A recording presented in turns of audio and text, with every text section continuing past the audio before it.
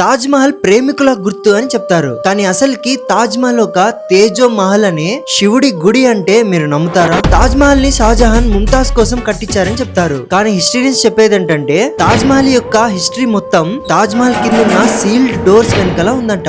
1965 లో ఒక history researcher Nag Taj Mahal అసలుకి తేజో మహల్ అనే శివయ్య గుడి అని చెప్పాడు. తాజ్ మహల్ యొక్క 22 క్లోజ్డ్ డోర్స్ వెనకాల ఎన్నో సాంస్క్రిట్ స్క్రిప్చర్స్, శివలింగం మరియు ఎన్నో దేవి దేవతల మూర్తులు ఉన్నాయని చెప్పాడు. అంతేకాకుండా తాజ్ మహల్ లో ఇప్పుడున్న డిజైన్స్ అవి యాక్చువల్ గా లోటస్ మరియు తులసి ఫ్లవర్స్ అంట.